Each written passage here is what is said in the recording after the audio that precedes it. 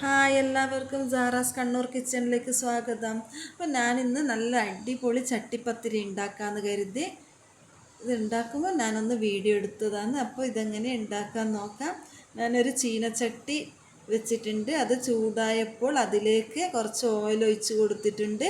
2 സവാള ചെറുതായിട്ട് അരിഞ്ഞത് ഇട്ട് കൊടുത്തിട്ടുണ്ട്. ഇത് നമുക്ക് നല്ല ബ്രൗൺ കളറാകുന്നത് വരെ വാട്ടിയെടുക്കാം. ഇതിലേക്ക് ഞാൻ ആവശ്യത്തിന് ഉപ്പിട്ട് കൊടുക്കുന്നുണ്ട്. ഉപ്പിട്ട് കൊടുത്താൽ വേഗം വാടി കിട്ടുമല്ലോ, അതുകൊണ്ട് ഫസ്റ്റേ ഉപ്പിട്ട് കൊടുക്കുന്നുണ്ട്. അപ്പം നമുക്കിതൊന്ന് ബ്രൗൺ കളറാകുന്നത് വരെ വാട്ടിയെടുക്കാം.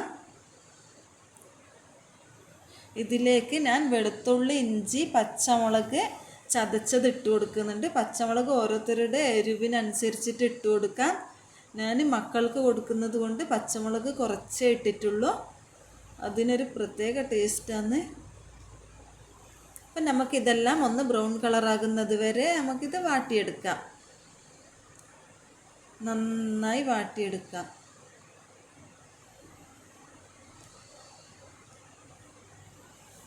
ഇത് വാടി വന്നതിന് ശേഷം നമുക്ക് സ്പൈസസ് ഒക്കെ ഇട്ട് കൊടുക്കാം. ആവശ്യത്തിന് ഓരോരുത്തരുടെ എരിവിനനുസരിച്ചിട്ട് മുളക് പൊടി ഇട്ട് കൊടുക്കാം.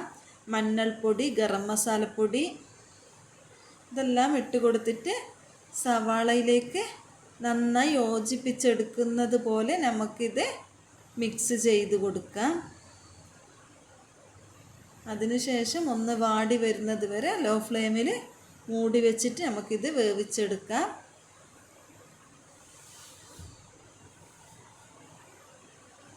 ഇത് നന്നായി വാടി വന്നിട്ടുണ്ട്.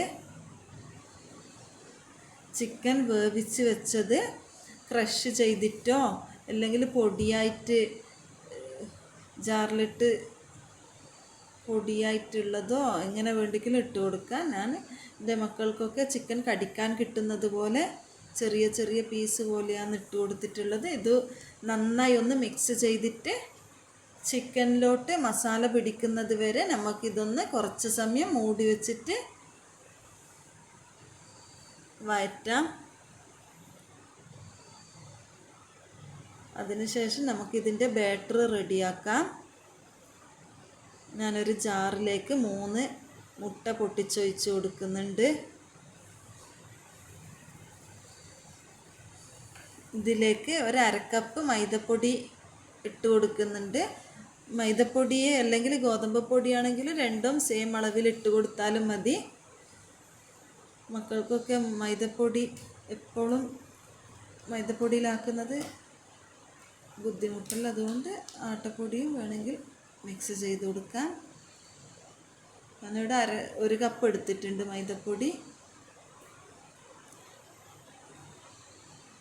1/2 ഗ്ലാസ് പാലും ഇതിലേക്ക് ഒഴിച്ചു കൊടുക്കുന്നുണ്ട്. ഇതിന് ആവശ്യത്തിന് വെള്ളവും ആവശ്യത്തിന് ഉപ്പും ഇട്ട് കൊടുത്തിട്ട് നമുക്ക് കുരുമുളക് പൊടിയും കുറച്ച് ആവശ്യത്തിന് ഇട്ട് കൊടുക്കാം. ഇത് നമുക്ക് ഈ ബാറ്റർ ഒന്ന് റെഡിയാക്കി വെക്കാം. അധികം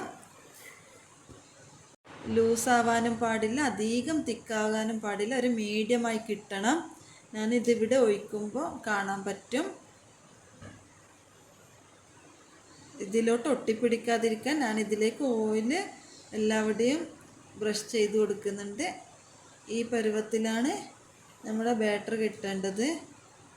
അപ്പം ബാറ്റർ കുറച്ച് ഒഴിച്ച് കൊടുത്തതിന് ശേഷം 2-3 മിനിറ്റ് കഴിഞ്ഞിട്ട് നമുക്ക് ഈ ചിക്കൻ മസാലക്കൂട്ട് ഇതിലേക്ക് ഇടാം. ഇതിൻ്റെ മേളിലോട്ട് നമുക്ക് ബാറ്റർ വീണ്ടും ഒഴിച്ച് കൊടുക്കാം. അപ്പം അതിൻ്റെ മേളിലോട്ട് പിന്നെയും നമുക്ക് ചിക്കൻ മസാലക്കൂട്ട് ഇട്ട് കൊടുക്കാം.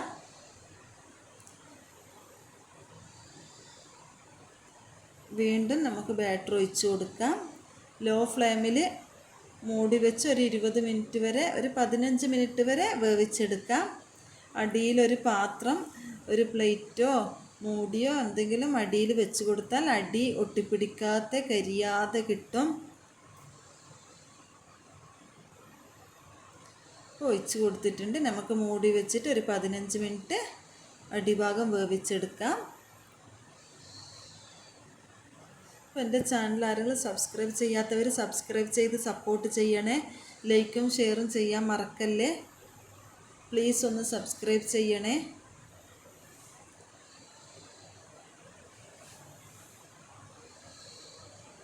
അപ്പോൾ നമുക്കിത് മൂടി വെക്കാം.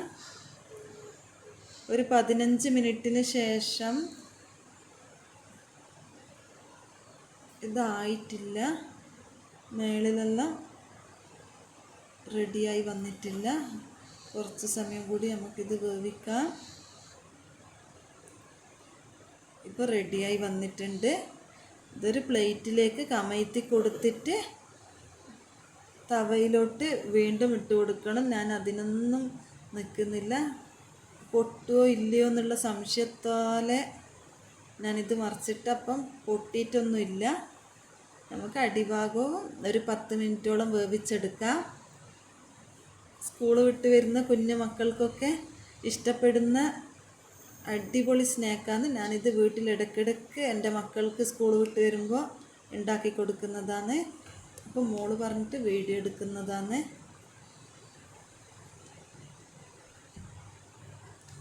ഇത് നല്ല സോഫ്റ്റുമാണ്, നല്ല സ്പൈസിയുമാണ്.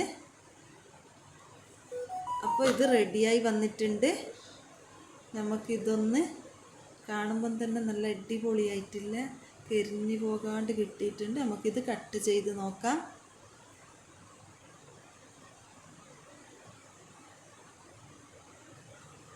തട്ടുകടയിലൊക്കെ കിട്ടുന്ന ചട്ടിപ്പത്തിരിയാണ്. അടിപൊളി ടേസ്റ്റാണ്, ഒരു രക്ഷയുമില്ല. എല്ലാവരും